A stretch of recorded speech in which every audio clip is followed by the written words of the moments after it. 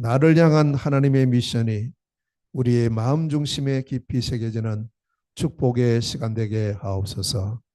일평생 그리스도 은혜 속에 날마다 승리하는 참된 제자의 축복을 누리게 하여 주옵시고, 오늘도 말씀이 선포되는 이 자리에 하나님의 나라가 충만히 임하게 하여 주옵소서.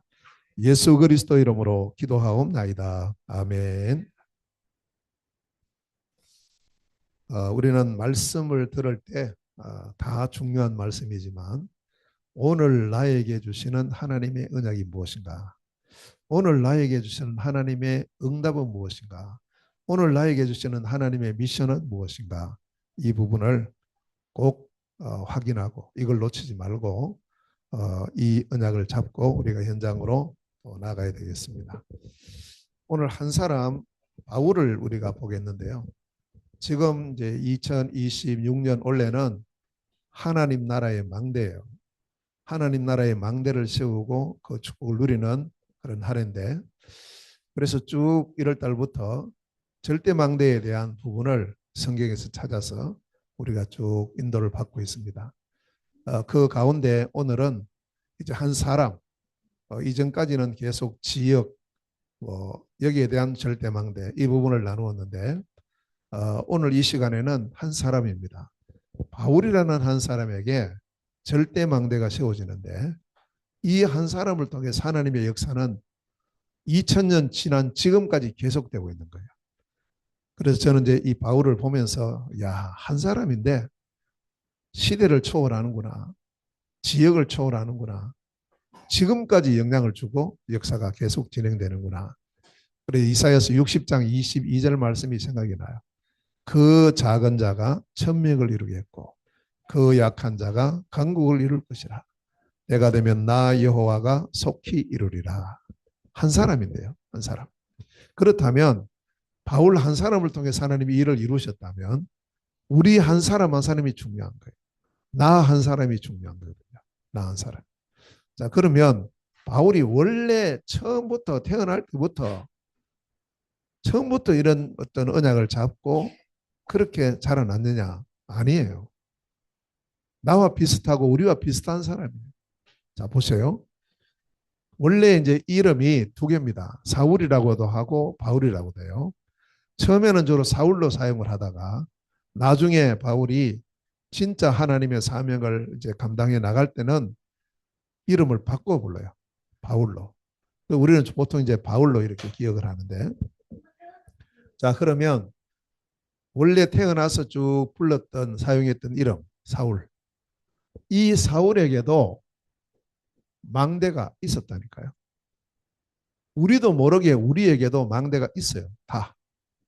태어나서부터 쭉 자라면서 나도 모르게 세워진 망대가 있어요. 물론 뭐 별로 안 좋은 망대지만 다 망대가 세워져 있어요. 사울에게도 마찬가지입니다. 근데 사울의 망대는 좀 특별합니다.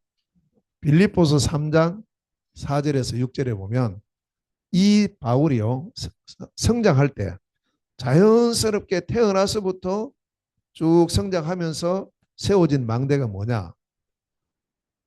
여기 보면은 7가지로 말씀을 하고 있는데요. 첫째로 보면 태어난 지 8일 만에 할례를 받았다. 모태 신앙자예요. 우리 여기 이제 모태 신앙자들이 많아요. 우리 렘넌트들은 다 모태 신앙인데, 이 사울도 마찬가지입니다. 태어난 지 8일 만에 할례 받았대요. 예수 그리스도께서도 이 땅에 태어나셔가지고 8일 만에 할례 받았어요. 누가복음 2장 21절에. 그러니까 처음부터 신앙생활 잘 하는 가정에서 태어나서 자랐다 이 말이에요. 얼마나 축복이죠. 자, 그 다음에 두 번째, 나는 이스라엘 족속이다. 이스라엘 족속이라는 말은 하나님께서 언약을 주신 언약의 족속, 언약의 민족이다. 우리가 하나님께서 이제 이스라엘이라는 이 이름은 야곱이 받은 이름이에요. 천사하고 막 씨름하다가 절대 안 놓아주니까 놔라. 못 놔준다. 내게 축복해 놔주겠다. 그래서 이제부터 너는 이스라엘이다. 너는 이제 너의 이름이 이스라엘이다. 이게 무슨 뜻이냐? 하나님과 겨루어 이겼다는 뜻이에요. 어떻게 인간이 하나님을 이길 수 있어요? 그만큼 하나님의 축복된 민족이 이스라엘 자손. 이런 의미가 있고요. 베냐민 지파다 이랬어요. 이것은 이스라엘 12지파 가운데에서 이 베냐민이 지파에서 첫 번째 왕이 나왔어요. 그 왕이 사울 왕입니다. 그러니까 우리 어, 이제 민족은 바로 왕손이다 이런 뜻이에요. 우리나라도 있잖아요. 전주 이시. 적어도 이제 전주 이시는 가만히 보니까 자부심이 있더라고. 가는 데마다. 아, 우리가 왕손인데 하면서 이제 이런 자부심이 있어요. 김씨도 있어요. 아, 우리도 그 신라 시대 때 왕손이라면서. 또 다 이랬어요. 를 보면. 그래, 그런 어떤 자부심을 가지고 있는 베냐민 족속이다. 자랑스러운 자기의 어떤 이제 선조 이걸 말하고 있고요. 히브리인 중에 히브리인이다 이랬어요. 이것은 뭐냐? 순수한 혈통을 가졌다는 순수한 혈통. 막 섞이고 이렇지 않고 우리는 순수한 유대인으로 태어나서 이런 어떤 혈통을 가지고 있는 그런 사람이다. 내가 바울이 그런 뜻이에요. 자, 그리고는 율법으로는 바리새인이다 이랬어요. 바리새인의 특징. 바리새인은 오직 말씀 중심으로 사는 사람. 그러니까 내가 말씀 중심으로 사니까 다른 사람이 조금 말씀하고 빗나가면 못 참는 거예요. 막 이렇게 합니다. 그리고 그 바리새인 자체는 좋은 거예요. 말씀 중심으로 우리는 말씀대로 산다. 율법대로 산다. 이거예요. 그 다음에 열심으로 말하면 만약에 내가 이게 맞다. 여기 나는 생명을 걸고 한다. 교회를 핍박하는 일에 앞장을 서버린 거예요. 완전히. 생명을 걸 정도로 열심히 있는 사람. 그리고 일곱 번째로 율법의 의로는 흠이 없는 사람. 자기 자신이 이 사울이 율법을 그대로 지키면서 살았다. 이걸 우리가 볼 때 이 사람을 한번 만나면 우리는 어떻게 생각하는? 이야, 진짜 신앙생활 잘하는 사람이네. 흠이 없어요, 흠이. 이리 봐도 저리 봐도 흠이 없는 사람이. 너무너무 존경스럽고 모든 사람에게 칭찬받을 만한 그러한 신앙생활을 했다는 거예요, 이 사울이. 근데 이상해요. 어느 정도 세월이 지났어요. 그리고 나중에 이 사울이 자기의 인생을 고백합니다. 나는 옛날에 대단했다. 이래 말해야 되잖아요. 근데 디모데전서 2장 1장 12절에서 15절에 보니까 생각지도 않은 고백을 해요. 나는 비방자였다. 나는 박해자였다. 나는 폭행자였다. 그런 삶을 산 적이 없는데 자기를 이렇게 나는 비방자요, 박해자요, 폭행자였다. 그리고 더 심한 말이에요. 나는 죄인 중에 괴수다. 최고의 죄인 중에 우두머리다 이 말이에요. 그런 고백을 하거든요. 그런데 여기 디모데전서 1장 여기 보면 바울이 요 짧은 구절 안에 세 번이나 고백하는 게 있어요. 그게 뭐냐? 그리스도 예수. 이 사실을 알고 나서 보니까 나는 비방자요, 박해자요, 폭행자요, 죄인 중에 내가 괴수다. 나는 하나님의 영광을 위해서 산다고 살았는데 알고 보니까 완전히 죄인 중에 괴수의 삶을 살았구나. 여기서 우리 한 가지 꼭 기억해야 됩니다. 뭐냐? 자, 이 사울은 성경 말씀을 잘 알았을 거 아니에요. 그리스도 몰랐을까요? 알았죠. 저는 그리스도 잘 몰랐는데 사울은 태어나서부터 쭉 이 말씀 구약 성경이거든요. 구약 성경을 배우면서 그리스도 메시아 확실히 알았어요. 그러면 이렇게 그리스도를 잘 아는 사람이 어떻게 이렇게 비방자, 박해자, 폭행자가 됐을까? 죄인 중에 괴수의 삶을 살았을까? 하나를 몰랐다. 하나. 뭘 몰랐느냐? 그리스도까지 알았어요.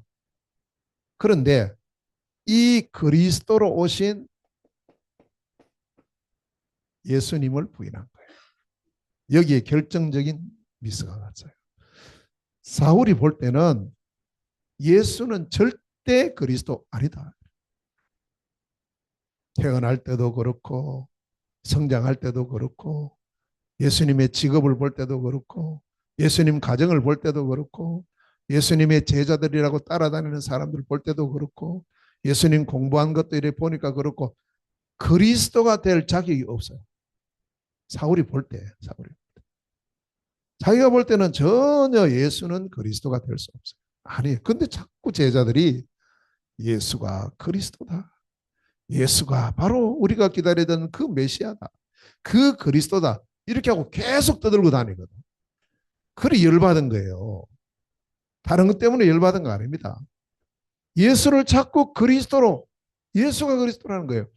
사울이 볼 때는 그리스도는 아무나 될 수 없어요.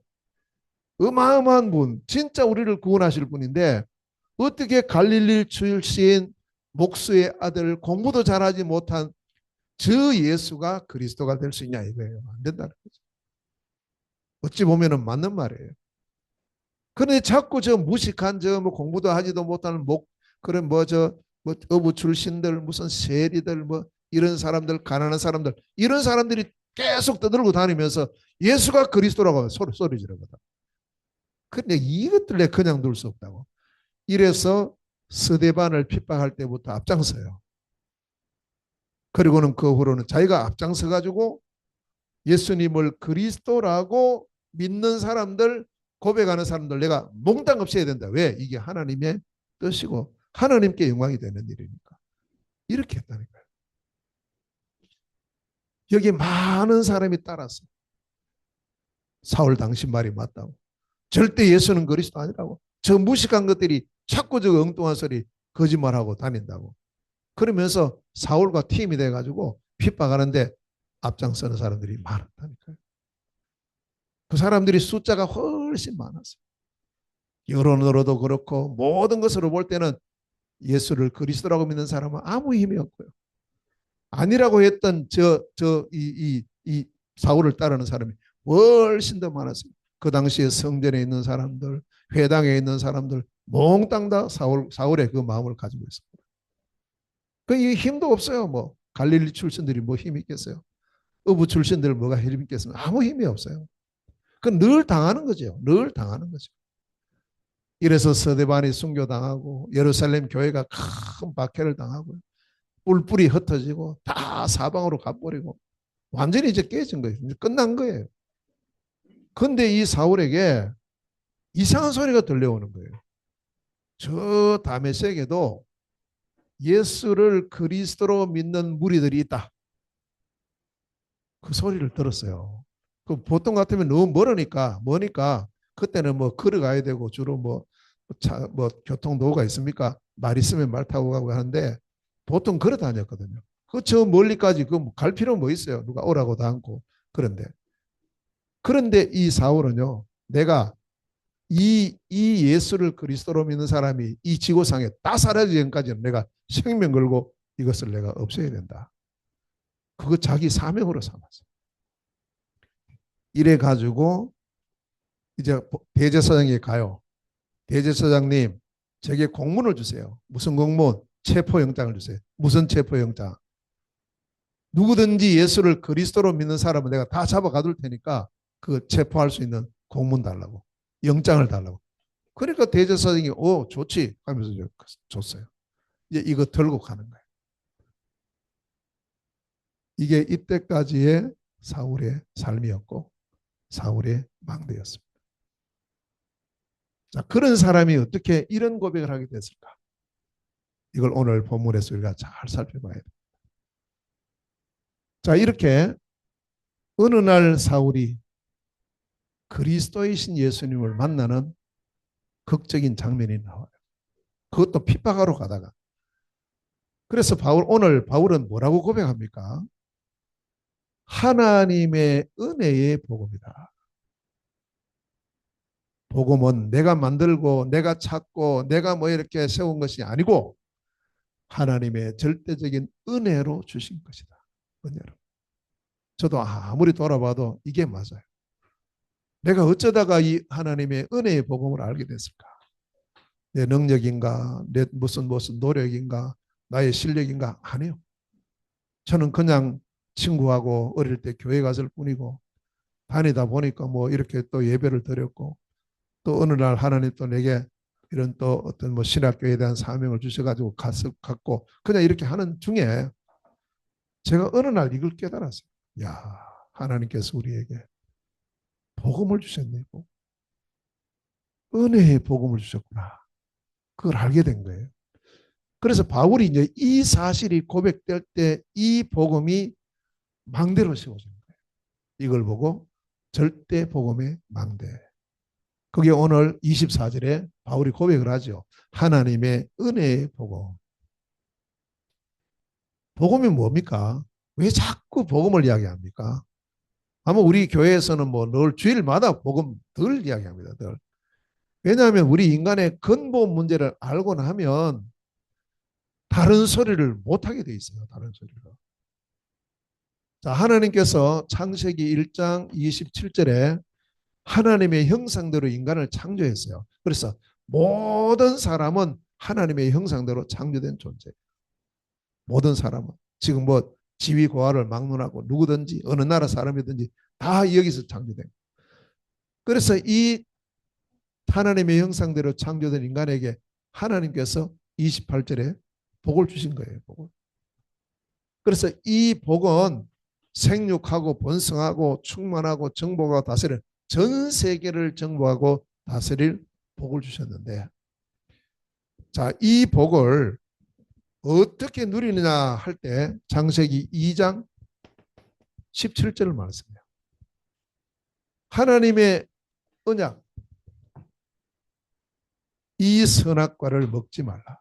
다른 거 다 먹고 마음대로 사용해라. 그러나 이 선악과를 먹지 말라.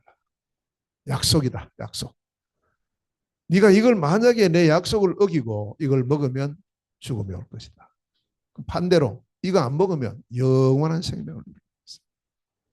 약속이 그래 중요한 거예요. 아무것도 아닌 것처럼 보여도 약속 때문에 그거 잘못 지켜가지고 잘못되는 사람 많거든요. 그래서 이제 이 언약 안에서 우리 인간은 완전한 행복을 누리고 있었어요. 완전한 행복. 그러던 어느 날 인간에게 누가 찾아왔느냐? 뱀이 찾아옵니다. 창세기 3장 1절에 보면. 이 뱀이 그냥 뱀이 아니에요. 이 뱀 속에 타락한 천사인 마귀가 딱 들어간 거예요. 마귀가 틈을 타. 마귀는 눈에 안 보이니까 몰라요. 그렇게 뱀이 인간을 찾아와요. 하와를 찾아와서 거짓말하는 거예요. 거짓말. 이 마귀의 특징은 거짓말장이거든요. 그러니까 뭐 지금 계속 무슨 뭐 사기 당하는 게 왜 당합니까? 거짓말에 속아가지고 당해버려요. 보이스피싱 왜 당해요? 거짓말에서 거짓말인데 진짜 참말처럼 우리가 느껴지니까 속는 거예요. 이 뱀이요. 거짓말 하는데 하와가 들을 때는 참말 같은 거예요. 참말. 이거 먹으면 죽냐? 죽지. 그리고 이 하와가요. 이거 만지지도 말고 먹지도 말라 했다고. 그 틈이 생기잖아요. 틈이. 왜냐? 하나님이 말씀하지 않았던 걸 하와가 보태버린 거죠. 하나님 그냥 먹지 말라 했어요. 근데 하와는 만지지도 말라 한 거죠. 자꾸 우리가 말씀에 보태거나 빼면 안 돼요. 그대로 우리가 말씀 믿으면 돼요. 틈을 보았어요. 뱀이. 여기 틈이 있구나. 그래서 뭐라고 했습니까? 결코 죽지 않는다. 절대 안 죽는다. 이 하와가 대답할 때 죽을까 하노라 이렇게 또 말했어요. 틈이 막 보인 거예요. 틈이. 안 죽을 수도 있는데 이런 생각도 하게 된 거죠. 그러니까 이 뱀이 그 틈을 딱 타고 들어가서 결코 죽지 않는다. 오히려 너 이거 먹으면 눈이 밝아져서 하나님처럼 된다. 그 말에요. 이 하와가 바로 넘어가 버려요. 하나님처럼 된다. 지금도 사람들은 어떻게 살죠? 내가 하나님처럼. 네 안에 있는 하나님. 이걸 계속 말해요. 지금 이 세상에서 가르치는 거죠. 이 유혹을 받아서 하나님 앞에 죄를 지었어요. 무슨 죄요? 언약을 불순종하는 원죄를 지은 겁니다. 그 죄 결과로 인간이 하나님을 떠났어요. 요 세 문제가 인간에게 온 근본 문제. 이 문제는 모든 사람이 다 갖고 있어요. 로마서 3장 23절에 모든 사람이 죄를 범하였음에 하나님의 영광에 이르지 못하더니 모든 사람이 있어요. 에베소서 2장 1절에 허물과 죄로 죽었던 너희 다 죽었어요. 이 문제가 모든 인류에게 와버린 거예요. 이것을 해결할 길이 없어. 이걸 어떡해? 이것 때문에 죽어먹고 뭐 다 왔으니까요. 그래서 이 문제로 말미암아 인간에게 사람의 중심이 완전히 나 중심으로, 돈 중심으로, 성공 중심으로 이렇게 빠져버린 거예요. 하나님 없어져 버린 거예요. 하나님 없으니까요. 하나님 떠났으니까 이때부터 우상 섬기고, 이때부터 귀신 섬기고, 이때부터 무속인 찾아가고 점술 찾아가고 이렇게 하는 거예요. 그럴 수밖에 없단 말이에요. 그 문화 자체가 완전히 이제 이 귀신 문화가 돼버린 거예요. 지금 이 땅이 그렇다고요. 몽골 가보세요. 다 문화가 귀신 문화입니다. 자, 이래 되니까 인간에게는 그 결과로 오는 문제가 쭉 와요. 그걸 우리는 운명이라 그러죠. 뭐 해결할 길이 없으니까. 신분이 마귀 자식이니까 우상 숭배하죠. 정신적인 문제 오죠. 육신적인 문제 오죠. 죽음 문제 오죠. 지옥 문제 오죠. 후대 문제까지 연속적으로 계속 와요. 연속적으로 계속. 이게 우리 인간에게 온 문제입니다. 이 문제를요, 한두 사람이 가지고 있는 게 아니고 다 가지고 있다. 이걸 해결해 보려고 인간이 열심히 노력해요. 사람이 이 문제 해결하려고 하는 걸 보고 인간의 선행으로, 철학으로, 공부로, 돈으로 안 되는 거예요. 그래서 인간이 겨우 찾은 것이 뭐냐? 종교를 찾은 거죠. 종교. 근데 이 종교는 마태복음 12장 43절에서 45절에 아무리 종교생활을 열심히 하고 선행을 하고 착하게 해도 결국 그 결과는 귀신이 7마디 더 들어가요. 다시 말하면 8배의 고통이 더 오게 돼요. 이게 사람이 만드는 해결책. 불가능해요. 절대 불가능입니다. 자, 이 문제를 해결할 수 있는 분은 오직 하나님밖에 없어요. 하나님께서 이 문제에 대한 해결의 길을 약속하신 거예요. 그걸 보고 복음이라고 합니다. 자, 로마서 1장 16절에 이 복음은 모든 믿는 자에게 구원을 주시는 하나님의 능력이다. 하나님의 능력이 아니면 이 문제는 절대 해결 불가능입니다. 사람의 능력으로는 안 돼요. 사람 능력으로 될 것 같으면 우리가 뭐 안 되죠? 멀리 가서 복음 전하러 가고 왜 가냐고요. 사람 능력으로 되는데. 안 된다고. 자기들은 되는 것처럼 생각하지만 안 된단 말이에요. 그걸 아는 우리가 가는 거죠. 하나님 주신 복음으로만 이 문제가 해결돼요. 그래서 이 복음이 어디에 담겨 있느냐? 성경에 담겨 있어요. 하나님은 하나님 말씀인 성경에 복음을 담아주셨어요. 그 성경 기록의 목적은 우리에게 복음 주신 거예요. 성경 아무리 많이 알아도 복음 모르면 이거 헛것이에요. 여기 보세요. 이 사울이 얼마나 성경 잘 아는데요. 성경 박사예요. 율법으로 흠이 없는 사람인데. 그런데 복음 하나 제대로 못 깨달아서 완전히 반대 사람들. 차라리 이 율법을 모르는 게 더 나을 거예요. 성경을 통해서 우리에게 주신 하나님의 복음. 이 복음이 그리스도입니다. 아멘. 그리스도를 주셨어요. 창세기 3장 15절에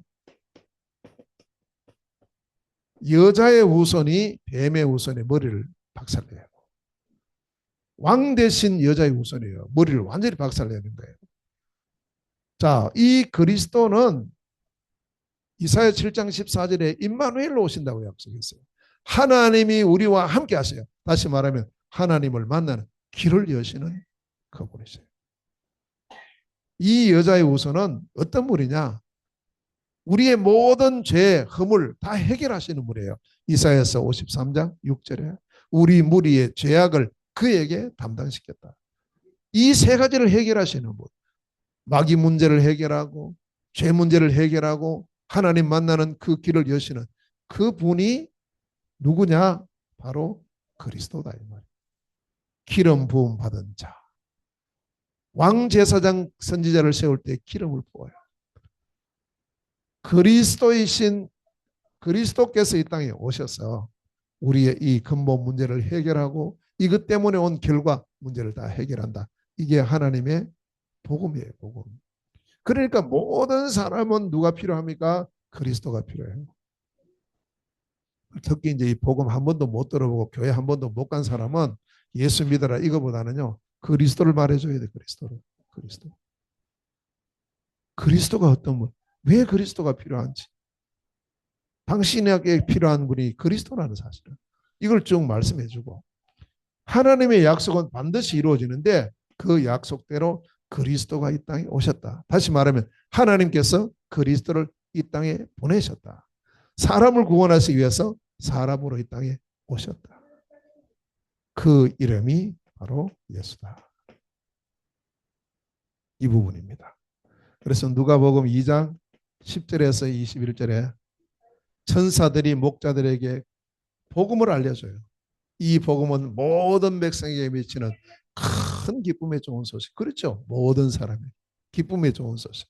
그 소식이 바로 오늘 다윗의 동네에 너희를 위하여 구주가 나셨으니 너희들을 구원하실 분이 오셨다. 그분이 누구냐? 그분이 바로 그리스도시다. 그리스도께서 탄생하셨다. 그리스도께서. 예수님 오셨다고 전한 게 아니에요. 그리스도께서 탄생하셨어요. 그리스도. 우리를 구원하실 분은 그리스도라니까요.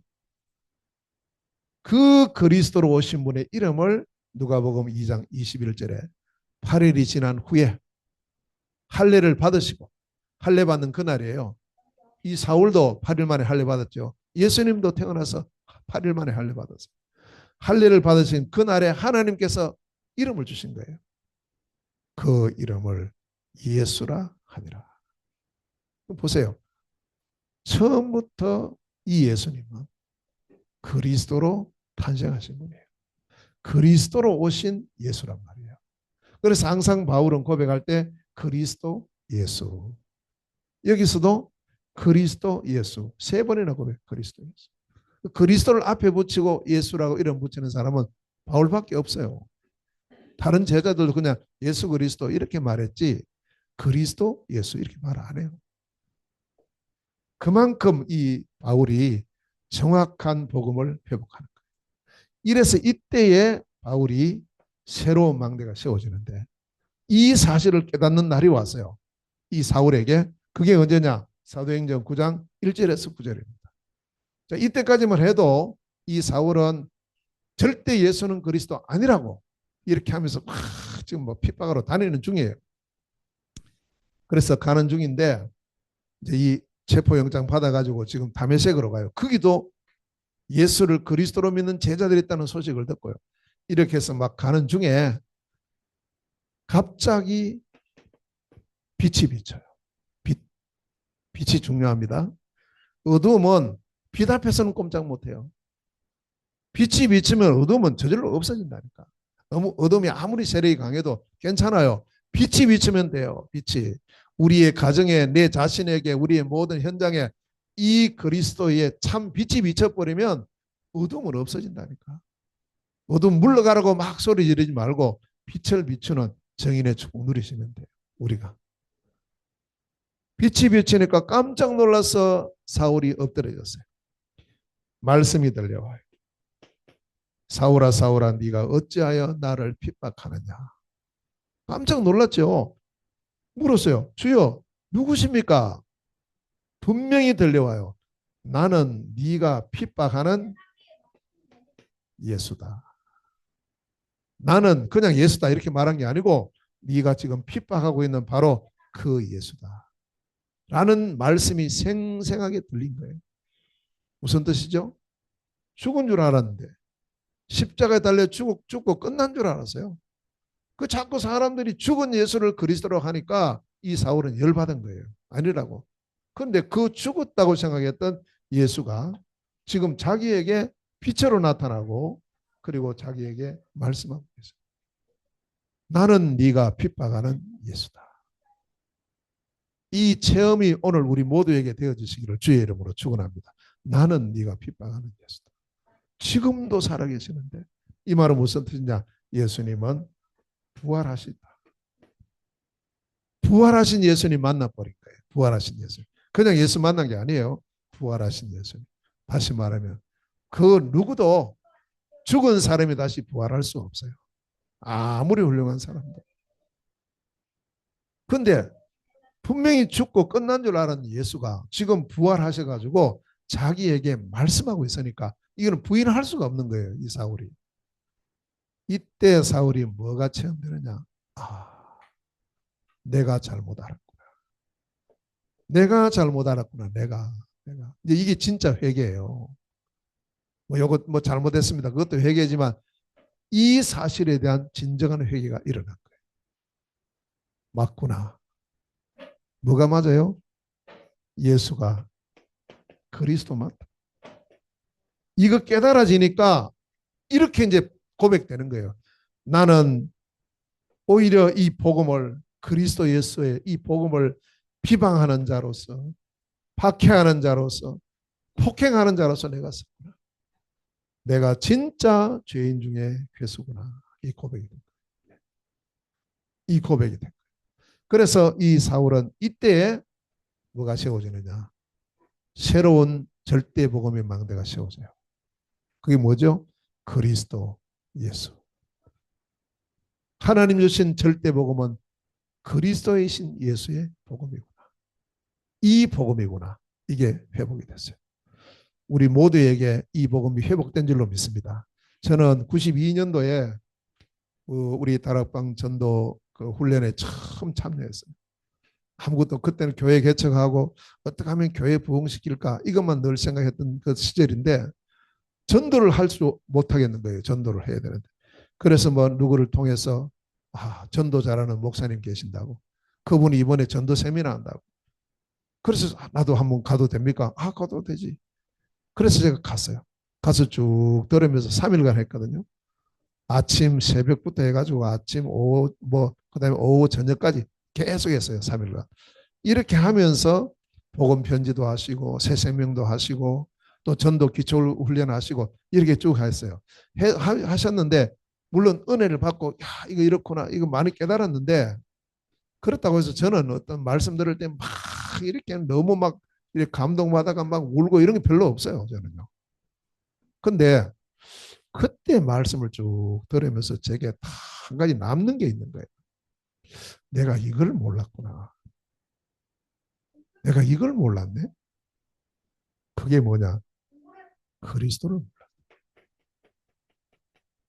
나 그냥 예수만 믿고 있었네. 그냥 예수 믿고 나는 또 예수님을 위해서 살아가는 그런 주의 종으로서 그렇게 내가 삶을 사는데 이 예수님이 바로 우리 인생의 모든 문제를 해결하신 그리스도시구나. 그때 그거 깨달았어요. 그리스도를 깨달았어요. 벌써 이제 그 시간이 세월이 한 34년이나 지났어요. 이 사실을 깨달았어요. 그 지금까지 쭉 오게 됐고요. 너무 감사하고. 그리스도의 터 위에 망대가 세워져야 돼요. 어떤 그리스도요? 그리스도이신 예수의 터 위에. 내가 이 반석 위에 내 교회를 세우리니 음부의 권세가 너를 이기지 못하리라. 너희는 나를 누구라 하느냐? 주는 그리스도시요 살아계신 하나님의 아들이십니다. 이 반석의 터 위에. 그래서 우리는 지금까지도 그렇게 해왔지만 더 분명하게 그리스도이신 예수의 절대 복음의 망대가 오늘 우리에게 깊이 세워지고 이 축복을 날마다 누리면서 일평생 이 복음의 증인으로서는 우리가 되어야 될 줄로 믿습니다. 바울같이. 두 번째입니다. 이게 세워지니까 두 번째 뭐가 세워지느냐 하면 이 바울에게 절대 사명의 망대가 세워져요. 절대 사명. 오늘 24절에 보니까 주 예수께 받은 사명 이랬어요. 사명은 내가 하고 싶은 거 하는 그 사명이라 안 해요. 내가 하고 싶은 일이지. 진짜 사명은 뭐냐? 주 예수께서 주신 사명. 그 사명을 봐요. 그 주로 이제 뭘로 주십니까? 주로 이 사명은 말씀을 통해서 주셔요. 주로 이 사명은요, 기도를 통해서 주셔요. 저는 이제 그렇게 사명을 깨달았어요. 말씀 통해서, 기도를 통해서. 그 사명이 뭐냐? 이제 이 바울에게 이 사명이 주어지는데 이 사명이 바로 세 가지 사명이 주어져요. 이게요. 9장 15절. 사도행전 9장 15절에 복음이 제대로 회복되고 나니까 하나님께서 이 사울에게 뭘 주시느냐? 절대 사명을 주시는 거예요. 세 가지 사명입니다. 그 사명 첫 번째가 이방인에게, 두 번째가 임금들에게, 세 번째가 이스라엘 자손들에게. 이 세 가지 대상이 나왔어요. 이방인, 임금, 이스라엘. 자, 그러면 이 사람들을 대상으로 해서 뭐 하란 말이냐? 그게 중요하거든요.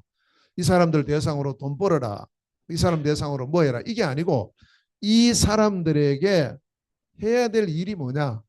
복음을 전파해라. 이랬어요. 무슨 복음이죠? 내 이름을 전해라. 내 이름. 예수님 직접 하신 말씀이니까요. 이 아나니아 통해서 전달된 겁니다. 내 이름, 예수 이름. 예수가 누군데요? 예수가 그리스도시다. 그리스도이신 예수를 뭐 하라 그랬습니까? 전하라. 이게 사명입니다. 다른 소리 하지 말고 정확한 그리스도의 복음 전해라. 말을 통해서, 때로는 글을 통해서, 만남을 통해서, 편지를 통해서, 요즘 뭐 인터넷도 여러 가지 할 게 많아요. 이걸 통해서 그리스도이신 예수를 전파하는 것이 전도입니다. 이게 사명이에요. 누구에게요? 이방인에게. 누구에게? 임금에게. 누구에게? 이스라엘 자손들에게. 그래서 이방인들에게 이 복음을 전하는 것을 보고 선교라고 하고요. 임금들에게 이 복음을 전하는 것을 보고 나의 전문 사역이라고 하고, 이스라엘 자손들에게 이 복음 전하는 것을 보고 나의 전도라고 합니다. 같은 민족에게, 같은 나라 사람에게 복음 전하는 전도, 또 다른 민족, 다른 나라에 가서 이 복음 전하는 선교, 그리고 나만 할 수 있는 전문 사역. 임금을 만나는 것 아무나 못 만나니까요. 이걸 통해서 이걸 하라는 거죠. 그걸 위해서 내가 너를 택했다. 그랬습니다. 너는 나의 택한 그릇이다. 이 말은 내가 바로 너를 제자로 불렀다. 절대 제자. 이 제자는 하나님께서 준비하셨어요. 그리고 예수님께서도 마가복음 3장 13절 이하에 보면 주께서 원하는 사람을 부르셨다 그랬죠.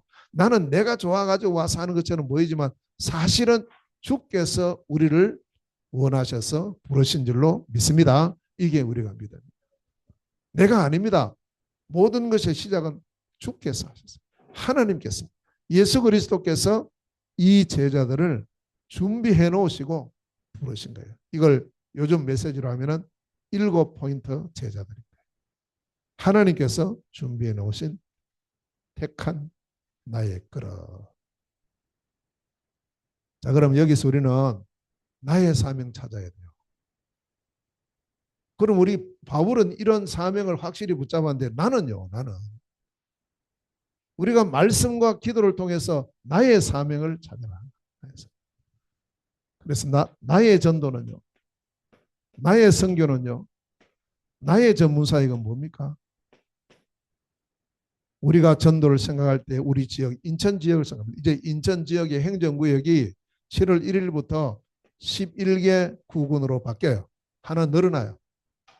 서구가 서해구하고 저기 또 어디 금당구하고 이렇게 나눠지고요. 그다음에 중구하고 동구는 합쳐지고 또 중구에 있었던 영종도가 하나의 구가 돼요. 영종구가 돼요. 그래가지고 11개 구군이 돼요. 그래서 9개 구, 2개 군입니다. 그래 이 행정구역을 우리가 잘 기억하고 모든 이 구마다 이제 이런 또 절대망대가 세워지고 전도의 문이 열리도록 우리가 기도해야 돼요. 자, 선교의 문입니다. 나의 선교는 뭘까? 적어도 우리 교회, 우리 성도들은 지포 선교 은행을 날마다 붙잡고 있어요. 중국과 우리나라의 다민족과 러시아와 몽골. 그 가운데 지금 이제 집중되고 있는 현장이 몽골 현장이에요. 그래서 이제 이 부분을 늘 언약을 잡고. 나의 전문사역이 뭐예요? 나의 업입니다. 내가 무슨 일을 하고 있습니까? 그걸 통해서 전도의 축복 누리고 그걸 통해서 선교의 축복 누리는 것이 이게 바로 나의 사명이에요. 그래서 이걸 확실한 사명으로 우리가 이 부분을 붙잡고 기도하고 이 말씀을 계속 듣는 가운데 그렇구나, 이거구나 확정이 되는 거예요. 붙잡으시기 바라고요. 세 번째 뭐냐? 그러면 절대 캠프의 망대를 이제 우리가 또 회복해야 됩니다. 자, 절대 캠프라는 말은 오늘 바울은 24절에 보니까 내가 달려갈 길과 이랬어요. 달려간대요. 걸어가는 게 아니고 달려갈 길과. 보통 우리가 뭐 큰 적이 없으면 슬슬 걸어가잖아요. 근데 막 달려간다는 말은 무슨 뜻이에요? 목표가 확실하다는 거예요. 또 갈 곳이 많다는 거예요. 바울이 이제 이 사명을 딱 받고 보니까 갈 곳이 너무 많은 거예요. 이방인들 다 만나야지. 임금 만나러 가야지. 이스라엘 자손들이 또 전 세계에 퍼져 있지. 가만히 어슬렁어슬렁 할 수가 없는 거예요. 그래서 바울은 자기의 어떤 이 삶의 이 발걸음을 내가 달려갈 길을 황금오장 사각지대 재앙지대를 향해서 내가 달려가야 되는구나. 왜? 저기에 이 복음 필요한데. 그래서 이것을 보고 복음 전하러 가는 이 달려가는 그 발걸음을 보고 캠프라고 말해요. 캠프. 캠프라고 할 때는 이게 전도, 선교 다 여기에 포함되어 있어요. 캠프는 빛을 비추는 거예요. 무슨 빛요? 하나님의 은혜의 복음, 그리스도의 복음의 빛을 비추는 거예요. 전체를 두고 이게 캠프입니다. 그 빛으로 빛을 가진 우리가 가야 되는 거죠. 그래야 빛을 비출 수가 있죠. 그래서 그 모든 전도의 여정을 전도 캠프라고 이렇게 부르는데 어렵게 생각할 것 없어요. 이 캠프는 세 가지 생각하면 돼요. 캠프의 주인공이 누구냐? 성령께서 역사합니다. 성령께서. 그 성령은 이미 우리 속에 내주에 계세요. 그래서 우리가 할 일은 뭐냐? 이제부터 성령의 인도를 받으면 돼요. 이제부터 가는 곳곳마다 성령께서 역사하시면 돼요. 그러면 성령의 열매가 맺히는 거죠. 성령의 열매를 주시는 거죠. 이걸 보고 1캠프, 2캠프, 3캠프라고 하는데 그럼 성령의 인도받는 게 뭘까?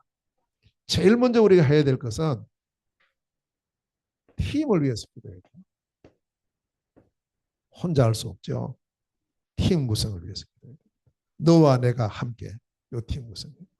이걸 기도하면 하나님 틀림없이 우리에게 응답하셔요. 우리가 팀이에요. 우리 교회 성도들이 팀이에요. 우리 린다 지금 같이 예배를 드리고 있지만 저 멀리 있지만 함께 팀이에요. 함께 팀. 쭉. 자, 이 팀이 준비가 되면 그다음 두 번째는 뭐 해야 되느냐 하니까 이제 우리가 현장을 두고 분석해야 됩니다. 아까 말씀드렸죠. 우리 인천은 11개 구군으로 이루어져 있다. 그럼 내가 사는 지역은 어딘가? 나는 어느 구에 살고 있는가? 나는 어느 동네에 살고 있는가? 그럼 여기는 어떻게 지금 사람들이 어떤 사람들인가? 이걸 우리가요. 자연스럽게 천천히 분석을 해요. 분석하는 목적이 어디 있느냐 하면 이 분석을 통해서 문을 찾는 겁니다. 문. 이게 제일 중요하거든요. 그래서 오늘 복음받을 사람이 누군가? 오늘 어느 장소에 문이 열리고 있는가? 내가 여기서 무엇을 말해야 되는가? 무슨 일을 해야 되는가? 이 세 가지 문을 찾는 겁니다. 이게 첫 번째 할 일이에요. 이때는 많이 막 왔다 갔다 하는 게 아닙니다. 조용하게 천천히 하시면 돼요. 그래서 이때 성령 인도 받기 위해서 우리가 하는 일이 기도예요. 기도입니다. 틀림없이 문을 열어요. 틀림없이. 그러면 움직이는 거예요. 이때 우리가 팀 구성을 위해서 기도하고 현장 분석을 위해서 기도하고 문을 위해서 기도합니다. 이렇게 해서 사람의 문이 열리고 장소 일의 문이 열리면 가는 거예요. 열리면. 이것도 안 열리는데 막 뛰어나가니까 고생만 하고 안 되지 않습니까? 주로 이제 이거 상관없이 막 전도하다 보니까 실컷 하고 나중에 힘 다 빠져버리는 거죠. 그렇게 하지 말고 이것을 찾아야 됩니다. 분명히 하나님 준비해 놓으셨으니까. 영생을 주시기로 작정된 자가 다 있으니까. 요걸 위해서 기도합니다. 계속 준비하고. 그래서 우리 교회는 항상 이런 팀, 한 팀만 나오면 돼요. 한 팀만. 그 한 팀으로 인해서 다 살리게 되는데요. 두 번째, 그러면 문이 열릴 때 이제 갑니다. 가서 뭐 해야 되느냐? 가서 또 엉뚱한 소리 하면 안 되죠. 가서 집중해서 복음을 선포해야 돼요. 정확한 그리스도의 복음을 말해야 돼요. 바울은 골로새서 4장 3절에 하나님 전도의 문을 열어주세요. 감옥에서 기도합니다. 문을 열어주시면 내가 다른 소리 하지 않겠습니다. 오직 그리스도의 비밀을 말하겠습니다. 이게 전도입니다. 그래서 우리가 물론 가서 사람 만나가지고 뭐 처음부터 막 그리스도 할 필요는 없죠. 그러나 우리의 중심은 항상 이것 가지고 있어요. 내가 지금 이 사람하고 만나서 무슨 말을 하고 있을지라도 이 사람에게 이곳에 증거해야 될 것은 그리스도의 복음이다. 라는 것을 딱 그 이제 복음 전할 시간표를 보는 거죠. 어떤 현장 가서 저는 이제 몽골 현장 가서 주로 복음을 많이 전하는데 저는 말 안 통하잖아요. 그러니까 사람들이 저하고 이야기할 틈 일이 별로 없어요. 서로 말해봤자 통하지도 않는데 뭐. 그 저는 좋아요. 가면요 처음부터 바로 복음 전할 수 있어요. 처음부터. 그래서 이거 말 잘 못해도 좋은 점도 많네 이렇게 생각하는 거예요. 제가 만약 몽골말 잘해봐요. 그럼 사람들 만나면 제게 막 이야기할 거 아니에요. 이런저런 이야기. 자칫 이거 하다 보면 복음 전할 기회가 놓쳐질 수 있어요. 그런데 저는 말을 못하니까 다른 사람 뭐 이야기하든지 자기들끼리 이야기를 막 해요. 가만히 나는 듣고 있다가 제가 딱 시간 되면 저는 딱 복음 전할. 참 그건 좋아요. 어떤 면에서. 그리스도의 비밀을 증거합니다. 이것을 집중으로 증거하는 겁니다. 그러면 틀림없이 복음이 전해지면요. 반드시 결과가 와요. 어떤 결과가 오느냐면 보세요. 예비된 사람은 영접합니다. 네, 영접합니다. 그런데 영적으로 막 갈급한 사람들이 있거든요. 뭔가 영적으로 이렇게 갈급한 사람은 이 복음의 말씀 들으면서 다 벌어져요. 그리고 하나님을 위해서 충성하기를 원하는 충성된 자가 있어요. 그 자기는 이제 뭘 해야 될지 모르니까 막 그냥 자기 생각하는 대로 하는 거예요. 아니요. 이 충성된 자가 이 복음의 말씀 들을 때 내가 복음을 위해 살아야 되겠구나. 내가 전도를 위해 살아야 되겠구나. 라는 것이 이제 깨달아지죠. 다 버릇게 돼요. 또 그 중에는 나는 어떻게 하면 전도할까? 전도의 사명을 가지고 있는 사명자들도 있어요. 근데 이 사명자들이 나름대로 자기 어떤 방법대로 전도를 하다 보니까 힘이 다 빠지는 거예요. 힘이. 하는데 힘 빠져요. 그래서 이 사명자들은 이 복음의 말씀을 들으면서 성경적 전도를 깨닫게 돼요. 저는 그걸 깨달았어요. 가서. 이게 전도는 이래야 하는 게 아니구나. 나는 뭐 좋은 방법으로 아니구나. 이게 아니고 성경적 전도를 해야 되구나.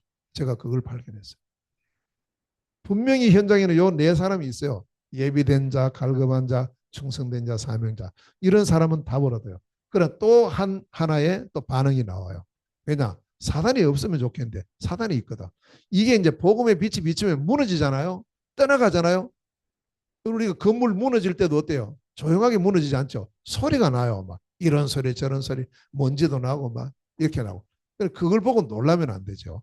그래서 이 사단의 세력이 흑암 세력이 무너지는 그것이 우리가 볼 때는 사람들이 볼 때는 이게 핍박으로 볼 수도 있고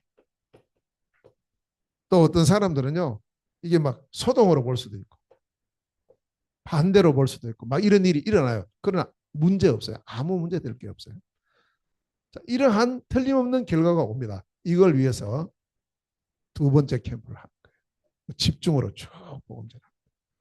세 번째, 이걸 잘 봐야 돼요. 그러면 이 결과를 바라보면서 우리가 세 번째 뭐가 오느냐? 성령의 열매가 틀림없이 나와요. 이걸 보고 3캠프, 세 번째 캠프라고 하는데 이게 무슨 열매가 나오느냐 하면 하나님께서 준비하신 절대 제자. 절대 제자가 나와요. 이것은요. 우리가 만드는 거 아닙니다. 우리 만들면 절대 불가능하죠. 하나님께서 준비해 놓으셨어요. 이 준비해 놓은 하나님께서 준비한 제자를 보고 지금 뭐라고 하죠? 7포인트의 제자다. 이 제자가 준비되어 있습니다. 저는 이 사실을 믿습니다. 어느 정도로 준비되어 있을까요? 우리 지역 복음할 만큼의 제자, 우리나라 복음할 만큼의 제자, 세계 복음할 만큼의 제자를 하나님께서 준비해 놓으셨다는 사실. 믿습니까? 이걸 믿어야 돼요. 그래, 이걸 믿으니까 가는 거예요. 아는 사람도 없고 뭐 오라는 사람도 별로 없는 것처럼 보이지만 가요. 이 사람 만나려고. 이 사람 만나려고. 사도행전을 쭉 보세요. 바울 사역을 보시면요, 바울은 가는 지역마다 하나님 준비하신 절대 제자를 만나요. 사도행전 14장에 보면은 루스드라의 디모데를 만나요. 디모데를 원래 알았습니까? 몰랐어요. 그 현장 가서 만난 거예요. 돌에 말았자 죽어가면서도 디모데를 찾아진 디모데를 위해서 또 가는 거예요. 사도행전 16장에는 루디아를 만나요. 17장에는 야손을 만나요. 18장에는 아굴라 브리스길라 부부 디도 유서도 만나요. 19장에는 이 두란노 제자들을 만나요. 다 준비되어 있는 거죠. 사도행전 28장에 보세요. 바울이 로마 가서 지금 이제 집에 갓에 구금돼 있어요. 못 나가요. 그런데 사람들이 찾아오는 거 있죠. 제자가 다 준비되어 있어요. 그래서 이런 제자를 찾는 것이 우리의 눈이 되어야 됩니다. 자, 이렇게 되면 이 제자를 찾아서 뭐 하느냐 하면 이 제자들을 확립을 시켜야 돼요. 이걸 보고 현장 팀사역이라고 하고, 이걸 하는 장소를 보고 미션홈이라고 해요. 찾아진 제자를 키우는 거예요. 그 지금 이번에도 그 hen티 갔을 때 3명 따로 불렀잖아요. 3명. 북가하고 사르나하고 후스렌하고 3명 불렀어요. 불러가지고 이 사람들을 지금 뭐 하는 중이냐? 이거 하는 중. 따로 세우는 거예요. 두란노 서원에 따로 불러서 세웠어요. 이걸 꼭 우리가 가지고 있어야 됩니다. 미션홈이라는 이 부분을 가지고 있어야 돼. 그런 제자 가능성 있는 사람 만났을 때 내가 무슨 메시지를 줘야 될 것인가, 어떤 걸 해야 될 것인가 가지고 있어야 돼. 꼭 필요합니다. 이렇게 해서 이 확립된 제자를 중심으로 해서 뭘 세우느냐? 절대 망대를 세워요. 이걸 보고 시스템이라고 합니다. 이 망대가 성경에는 주로 교회로 표현돼서 나왔어요. 교회. 그런데 지금 우리에게는 이게 RUTC로 지금 전거되고 있어요. 이걸 남기고 이제 이게 세워졌다는 말은 뭐냐? 이제 지속할 문들이 완전히 다 열린 거예요. 이제 내가 없어도 돼요. 나는 빠져나와도 돼요. 그러나 이 절대 제자를 중심으로 해서 확립된 제자 중심으로 해서 이 망대는 계속 빛을 비추게 되는 거죠. 그게 성경입니다. 그 이제 성령 열매예요. 제자가 찾아지고 제자가 세워져서 망대가 구축되는 겁니다. 이게 이제 성령의 열매입니다. 이렇게 하고는 이제 다른 곳으로 가요. 바울의 사역의 특징이 이겁니다. 항상 바울은 요거 3가지. 1캠프, 2캠프, 3캠프. 이걸 늘 했어요. 평생 했어요. 주님 앞에 서는 그날까지. 우리가 요거 붙잡습니다. 우리는 또 개인적으로 우리 집에서 우리 업에서 얼마든지 펼칠 수가 있어요. 성령의 인도, 역사, 열매. 그래서 우리가 말씀을 듣고 훈련을 받는 목적이 여기 있다니까. 요거. 그래서 이런 중심을 가지고 이게 이제 이 3가지가 망대로 세워졌을 때 이때부터 본격적으로 펼치는 것이 있어요. 그게 뭐냐? 절대 기도만. 복음의 깊이 높이 넓이 깊이 풍성함을 누리도록 기도하고요. 주 예수께 받은 사명, 이걸 놓고 계속 기도하는 거예요. 에베소서 6장 18절에 보니까 성령 안에서요, 무시로 항상 기도해라. 쉬지 말고 기도해라. 계속 기도합니다. 이제 내가 달려갈 길, 이 캠프를 위해서 쉬지 말고 기도해라. 하나님 이 문을 열어주세요. 힘을 만나게 하시고 현장 보게 하시고 현장의 문을 열어달라. 이제 이거 기도할 수밖에 없죠. 그러면 가서 내가 이 복음을 정확히 전할 수 있도록 우리가 기도하고, 제자가 나왔을 때 이 제자를 잘 확립시켜서 절대 망대가 구축되어지도록 이제 우리가 이거 기도. 이제 이거 붙잡고 24. 따로 뭐 이렇게 떼가는 계속 24에 24. 그래서 우리가 기도라는 부분하고 뭘 연결시키면 딱 맞냐면 호흡하고 연결시키면 맞아요. 호흡은 내가 의식 안 해도 호흡은 하고 있어요. 살아있는 모든 사람은 지금도 숨 쉬고 있다니까요. 숨이 멈춰진 것을 죽음이라고 해요. 살아있는 사람은 지금도 숨 쉬고 있죠. 우리가 이런 3가지 절대망대의 언약을 잡고 이제 우리가 붙잡아야 될 것. 영적 호흡입니다. 기도입니다. 기도해야 돼요. 하나님, 절대 복음의 망대를 더 든든히 세우게 하옵소서. 하나님, 내게 주신 절대 사명을 온전히 감당할 수 있도록 이 망대가 든든히 세워지도록 하나님께서 원하시는 절대 캠프에 이 축복을 일생 누릴 수 있도록 하나님 힘을 주시고 성령의 인도 역사 열매하심 이것을 날마다 누리게 하여 계속 기도해요. 가는 길마다 기도, 올 때마다 기도. 여기서는 이제 기도를 따로 나누지 않아요. 기도가 모든 속에 다 기도가 들어가야 되니까. 이렇게 해서 오늘 주신 우리에게 주신 바울의 절대망대 이 언약을 우리가 같이 붙잡고 한 주간도 일생 승리하는 은혜 있으시기를 주의 이름으로 축원합니다. 기도하겠습니다. 하나님 아버지 은혜를 진실로 감사드립니다. 바울의 절대망대가 나의 절대망대로 세워지도록 하나님 이 시간 역사하여 주시옵소서. 예수 그리스도 이름으로 기도하옵나이다. 아멘.